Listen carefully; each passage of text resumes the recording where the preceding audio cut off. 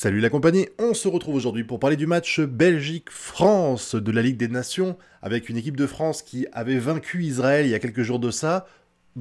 Pas brillant honnêtement, hein, on va le dire franchement. C'était un match oubliable, même si on gagne 4-1, honnêtement le score ne reflète pas vraiment le jeu. Et quand on voit que la Belgique, elle aussi, elle est en reconstruction, je veux dire, ils sont pas bien les Belges, hein.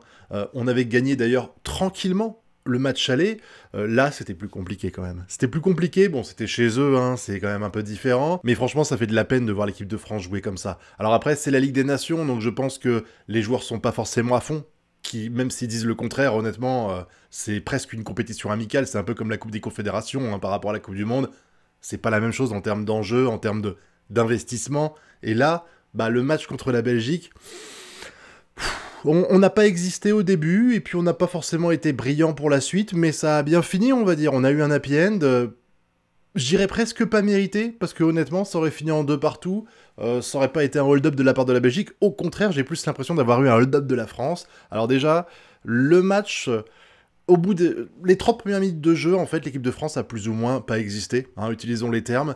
L'équipe de France a été fantomatique. Rien qu'à la 40e seconde, il y a déjà un truc qui me faisait péter un câble, quoi. Il y a une action, il y a un Belge qui est sur le côté, leur côté gauche à eux, donc notre côté droit, qui fait un centre. Il y a 3 Belges dans la surface, ok? 4 Français. Devinez combien de Belges sont marqués? Zéro, les gars. Zéro. Franchement, mais putain, cette défense. Rappelez-vous, c'était il n'y a pas si longtemps que ça. La dernière compétition internationale, l'équipe de France ne marque quasiment aucun but. En tout cas, en phase de poule. Et les gens disent, ouais, mais on a la solidité défensive, pardon. C'est ça le plus important, c'est la solidité défensive. Elle est passée où? On a quasiment la même défense, et elle est passée où? C'est incroyable de voir des erreurs pareilles. Et même à la 17e minute, pardon, à un moment donné, il y a une action, elle m'a rappelé PSG Arsenal, les gars. T'as un Belge qui part du côté gauche, au milieu de terrain, le milieu de terrain. Il fonce comme ça, il va jusqu'aux 16 mètres du gardien, sans être inquiété. Il y a 2 Français et un autre Belge qui est sur le côté. Le Belge est évidemment pas marqué, et les 2 Français sont là, et j'imagine leur tête, c'est « Putain, on fait quoi? Est-ce que je vais sur le ballon ou est-ce que je vais marquer le joueur ?» Mais pendant 20 secondes, tu te dis ça, tête de gland. Y a pas un moment donné où tu te dis « Ça serait peut-être bien que tu fasses quelque chose, que tu bouges. Putain, on est censé... on est 65 millions de Français. T'es censé prendre les meilleurs défenseurs pour jouer ces putains de matchs. Comment c'est possible d'avoir des joueurs aussi mous? C'est incroyable. Oh, mais ça me faisait de la peine de voir cette défense pathétique. Pathétique, il y a rien à dire d'autre. C'est pareil, le but, je reviendrai un peu sur les trucs en général, mais là je fais un peu la globalité. Le but des Belges là, il y a 3 joueurs français autour du Belge. 3 joueurs. Il n'y en a pas un seul qui est au marquage. Le mec fait la tête tranquille. Il n'y a même pas un Français qui saute. Putain, mais vous apprenez quoi en fait au centre de formation et dans vos clubs? C'est pas possible. Le marquage c'est boycotté. On n'a plus le droit de marquer un joueur maintenant. Je veux dire, j'ai pas vu les nouvelles règles de l'arbitrage, mais c'est interdit. T'as un carton rouge si t'es à côté d'un joueur. Incroyable. Incroyable cette stupidité défensive. Je vois pas comment l'appeler autrement. C'est de la stupidité défensive. Voilà. Ça nous met un but. Mais bon, de toute façon, c'était évident là. On se fait complètement dominer pendant 30 minutes. On marque un but sur penalty contre le cours du match. On a de la chance. On a de la chance parce que eux, ils ont eu leur penalty qu'ils ont foiré. D'ailleurs, petite parenthèse, hein, Saliba, c'était pas ton match, hein, franchement. Alors après, je vais pas lui jeter la pierre parce que globalement, il est plutôt bon en général. Là, il y avait un truc qui a fait que c'était pas son match, hein, ça arrive. Quand les joueurs sont mauvais pendant 8 matchs d'affilée, je le dis, mais là, on va pas non plus lui jeter la pierre, mais les pertes de balles, les occasions de but qui sont de sa faute, avec des tentatives d'arrêt d'attaquants complètement foireuses, des passes ratées, le penalty, la faute là. Saliba, c'était pas ton match, clairement, t'es le méga flop pour moi de cette équipe de France sur ce match-là. Mais le but, c'est pas de tirer à boulet rouge, hein. Voilà, c'était un match. T'en rateras 6 de suite, là, je commencerai à gueuler. Mais c'est juste pour préciser que, ouais, c'était pas son match. Mais bon, je pense que de toute façon, même si la défense a vraiment pas été bonne dans ce match, le vrai problème de l'équipe de France là pour ce match-là, c'est pas l'absence de Mbappé et tout ça, tout le monde va en parler évidemment, c'est le milieu de terrain. Guendouzi, Tchouaméni, Koné, waouh, c'était moyen, j'ai trouvé vraiment parce que bah normalement le but d'un milieu de terrain c'est de créer le jeu, de faire la transition entre la défense et l'attaque. J'ai l'impression qu'ils n'ont quasiment jamais existé. Quand je vois que sur le côté gauche, alors Digne, il a mangé sévère. Face à Doku, il a rien fait, c'est incroyable. Après, Doku a été excellent, mais Digne a été complètement dépassé pendant tout le match, et le seul joueur que j'ai vu aider Digne, c'était Barcola. C'est l'ailier gauche, c'est l'attaquant gauche qui est obligé d'aider Barcola parce que Guendouzi ne vient pas aider. Putain, t'es milieu de terrain, mec, tu vois l'attaquant qui est en train de redescendre plus bas que toi. Tu te dis pas que ce serait peut-être une bonne idée que ce soit ton job de faire ça, hein? Parce que Barcola, je veux pas être méchant, mais il est pas fait pour être défenseur, on le voit bien, quand il essaie de faire ça, ça marche pas bien. Surtout face à des attaquants qui ont l'expérience de ce genre de choses. Quand il est là à mettre le pressing sur un défenseur qui a pas habitué à dribbler, ça peut passer. Mais face à un attaquant comme Doku, il fait de la figuration, Barcola. Guendouzi, on comptait sur toi sur ce côté-là. Tchouaméni, bon, il a fait un match, honnêtement, un match un peu transparent, j'ai trouvé. Bon, il avait fait un super match contre Israël, mais là, c'était pas c'était pas le bon jour. Le penalty qu'il offre aux Belges, mérité, clairement. Alors les gens disent qu'il a pas fait exprès. Moi, je le vois bien regarder par terre quand il est en train de faire la faute, mais c'est pas grave. De toute façon, il a eu le rouge, c'est mérité, il y a pas de souci. Connaît beaucoup de pertes de balles aussi, à un moment donné. Bah, le tir dont j'ai parlé à la 17e minute où les mecs se baladent, je crois que c'est lui qui perd la balle comme ça. Il y a eu beaucoup d'erreurs, de passes foirées. Et autant quand c'est en attaque et qu'il y a 8 défenseurs, enfin quand il y a 6 ou 7 adversaires devant toi et que t'as 2 attaquants, c'est compliqué de réussir la passe, donc j'en veux pas quand c'est Barcola, Kolo Muani ou Dembélé qui foire une passe. Mais quand t'es au milieu de terrain, que t'as un boulevard face au Français qui est là-bas, et que tu fais une passe foireuse... Putain, rappelle-moi combien t'es payé, rappelle-moi dans quel club tu joues, rappelle-moi, t'es pas en équipe de France, là, t'es pas censé faire partie des meilleurs. Enfin, c'est... Tu peux toujours faire une erreur, mais quand t'as un match de 90 minutes et que tu vois que les milieux de terrain, ils galèrent à faire des passes... Wouah, c'est chaud quand même, hein. Heureusement... T'as quand même l'attaque qui a un petit peu rattrapé les choses, je trouve, avec un Barcola qui a été plutôt tranchant, même s'il fait des erreurs, mais c'est normal, hein.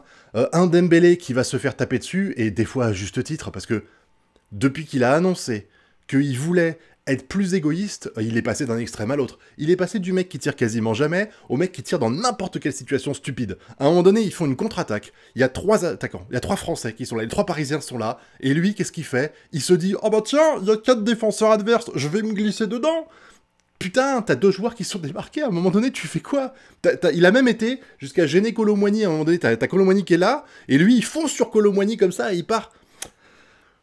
Il fait des choses bien, donc là, je prends une action individuelle comme ça, il fait des choses bien, clairement, il permet de débloquer le jeu, il attire les adversaires, je le dis à tout le temps, donc je compte pas les stats de Dembélé. Pour moi, il marquerait 0 but, je pourrais quand même le mettre homme du match, parce que il est tellement percutant, tellement tranchant que... C'est cool d'avoir un Dembélé dans ton équipe, voilà. Il y a des gens, ils vivent que pour les stats, ils vont regarder Mbappé, ils vont voir les stats de Mbappé, ils vont dire « Waouh, c'est incroyable, il met plein de buts », mais t'as des Dembélé qui attirent les joueurs vers lui et qui permettent d'autres d'être libérés pour pouvoir s'amuser un petit peu, et Dembélé, c'est ce type de joueur, c'est le type de joueur qui est pas là pour les stats, normalement. Visiblement, ça a changé, mais il est pas là pour les stats, il est là juste pour faire chier l'équipe adverse afin de gagner en créant des ouvertures, pardon, pour ses alliés. Et là, bah, je trouve que depuis qu'il a décidé d'être égoïste, pardon, eh ben ça va moins bien, ça va moins bien. Alors oui, il met des buts maintenant, sauf que je me dis que s'il était moins égoïste et qu'il faisait plus de passes, bah peut-être qu'au lieu d'avoir un compteur de 2 buts, il en aurait peut-être 1 ou 0, mais il aiderait à en planter 4, quoi. Moi ça me tue, ça me tue. Et puis il y a Kolo Muani qui a fait un bon match, honnêtement. Surprenant, hein, quand tu vois les matchs qu'il fait au Paris Saint-Germain, il met le but sur penalty, et il met cette super tête, je crois que c'est Lucas Digne qui lui fait une passe incroyable, et il fait une tête, pareil, lui il se démarque. Hein, il était marqué par un Belge, mais il s'est arrangé pour être démarqué. C'est la différence. Quand je vous parle de gens qui sont pas au marquage, c'est pas les Belges qui ont réussi à se démarquer du marquage du défenseur. Il n'y a aucun défenseur à un moment donné qui s'est dit « Bah tiens, lui, il est attaquant, il est dans la surface de réparation, je vais peut-être l'arrêter. » Voilà. Kolo Muani, lui, il est sorti du marquage. C'est la grosse différence. Et quand il sort du marquage et qu'il fait une tête, c'est au fond. Parce que Kolo Muani, j'avoue, de la tête, il est plutôt bon, quoi. Donc il se retrouve avec un doublé, homme du match à la fin du match, c'est logique, franchement. Mais... moi, ça me tue, c'est le commentaire qu'il fait à la fin du match, où il explique qu'il a la confiance du sélectionneur en équipe de France et qu'il aimerait bien avoir la même à Paris. Mec, tu as été, pendant des mois, intouchable. T'étais titulaire et tu puais la merde. Tous les supporters disaient qu'il avait rien à foutre sur le terrain et qu'il fallait que Enrique le dégage. Bah, à un moment donné, Enrique, quand t'enchaînes 8 matchs pourris, bah Enrique, il te met sur le banc. Et les fois où il te fait rentrer pour te dire « Allez, vas-y, t'as une chance de rattraper tout ça », et que tu foires complètement ton match, bah il te remet pas la semaine prochaine. C'est complètement normal, mec. La confiance, ça se gagne. Ça s'obtient pas comme ça. C'est pas genre « Tiens, donne-moi ta confiance, tu me fais quoi en échange ?» Genre rien. Ça ne marche pas comme ça. Si t'as la confiance du coach, c'est parce que t'es bon, et si t'as pas la confiance du coach, Ça peut être aussi parce qu'il t'a dans le nez. Mais là, c'est clairement pas le cas. Quand tu vois tous les matchs que tu faisais de nul et que t'étais quand même titulaire, moi, je comprenais pas. Donc, honnêtement, va pas parler de confiance. Remets-toi en question en équipe de Paris Saint-Germain. Là, il y a vraiment un souci. Bon, voilà. En tout cas, j'ai trouvé ce match contre les Belges qui était vraiment, encore une fois, on est sur une équipe de Belges qui est en restructuration complète, qui va pas bien du tout. Ça criait, je sais plus le nom du sélectionneur, mais ça criait machin démission pendant le match. Tu sens que l'équipe belge, voilà, tu gagnes 2-1 contre une équipe qui est aux abois, je vois pas comment le dire autrement, qui est pas bonne. T'as gagné 4-1, mais dans le jeu, c'était dégueulasse face à une équipe d'Israël qui est aussi en reconstruction, sauf que Israël, déjà de base, c'est pas terrible, mais Israël en reconstruction, c'est encore plus mauvais. Comment tu veux qu'on soit confiant pour la suite? Je veux dire là, quand tu vois ça, tu te dis que notre arrivée en demi-finale ou en finale les dernières compétitions internationales, c'est presque un coup de bol quand tu vois ça. Bah, surtout la dernière, là, surtout l'Euro. Mais tu te dis, c'est de la chance qu'on a eu pour arriver jusque-là. Parce qu'il n'y a plus rien. Deschamps, il compte sur le talent individuel des attaquants pour faire la différence. En fait, ça me rappelle... Je suis désolé, je vais taper, je vais donner les exemples mauvais, mais ça me rappelle Domenech. Domenech en 2006, c'est ça 2006, quand on se retrouve en finale de Coupe du Monde, Domenech, il a rien fait. Il est là, il regarde ce qui se passe, et c'est Zidane, Thuram et compagnie qui font le café. Et lui, il est là, il fait, c'est bien les gars, continuez les amis. Mais c'est tout, il a plus rien il a plus de jus en fait. Et là, j'ai l'impression que c'est ce qui se passe avec Deschamps. Deschamps, il est là, il fait son équipe, et puis il dit, allez, bossez, hein, je compte sur vous parce que vous êtes individuellement, globalement, on a des individualités, sans vouloir vexer l'équipe de Belgique, on a des individualités qui sont meilleures que les leurs, quasiment à tous les postes. Donc, bah, en théorie, si c'est juste l'aspect technique, bah, on finit par l'emporter. Et c'est ce qui se passe là. C'est ce qui s'est passé contre Israël. T'as une défense qui est censée être solide et qui l'est plus vraiment. Des contre-attaques, en espérant que les trois devant feront la différence, parce qu'ils sont rapides, ils courent. Dembélé, il cavale un peu comme Mbappé, Barcola pareil. Donc en fait, c'est on défend bien, on fait des contre-attaques, et du coup, bah, les milieux de terrain, pareil, du coup, ils servent pas à grand-chose, parce que ils voient les ballons transiter, et c'est tout. Mais on se retrouve dans une situation vraiment où t'as plus de... J'ai pas l'impression qu'il y a un schéma tactique, j'ai pas l'impression qu'il y a un fond de jeu, vous savez. J'ai vraiment l'impression que c'est... Les défenseurs bloquent la balle, ils relancent en attaque, les attaquants essaient de marquer, et c'est tout. Voilà, on joue comme ça. Il n'y a pas de stratégie. Autant celle de Luis Enrique me saoule un peu parce que c'est vraiment une passe à 10, mais autant lui, j'ai l'impression qu'il n'y a rien en fait. Il n'y a rien. Là, la prochaine compétition internationale, là, bon, la Ligue des Nations, on s'en fout un peu, mais la Ligue des Nations, on va passer sur un malentendu, quoi. Et encore une fois, je suis désolé, mais je vais me faire engueuler par les supporters italiens, mais voir que l'Italie, elle se balade à 10 points et que nous, on est à 9, 8, je crois. Enfin, je crois qu'on a 5 points d'avance sur les Belges de mémoire, sachant qu'il reste que 6 points possibles. On est plutôt à l'abri, puisqu'il faut être là dans les deux premiers, et qu'on va quasiment assurément finir dans les deux premiers. Hein. Il y a le match contre l'Israël à domicile. Ça devrait bien se passer, je pense. Donc rien que ça, t'as sur les 3 points. C'est bon, t'es qualifié. Mais vraiment, cette équipe de France, elle fait peur depuis très longtemps. Depuis l'Euro, je trouve que l'équipe de France est vraiment pas terrible, quoi. Ils finissent par gagner, mais ils gagnent contre des équipes qui sont largement inférieures à elles en général, et en plus de ça, tu sens qu'il n'y a pas de maîtrise, c'est vraiment genre, waouh, heureusement qu'il y a eu ça, heureusement qu'il y a eu ce fait de jeu-là, et ça c'est triste en fait, c'est vraiment... Dites-moi en commentaire si vous êtes d'accord, et si vous sentez que l'équipe de France, ça va pas très bien en ce moment, ou si vous êtes plutôt confiant, mais là, entre le match de l'Israël et la Belgique, on a beau avoir gagné les deux, et puis on a gagné un 4-1, moi je suis vraiment très inquiet.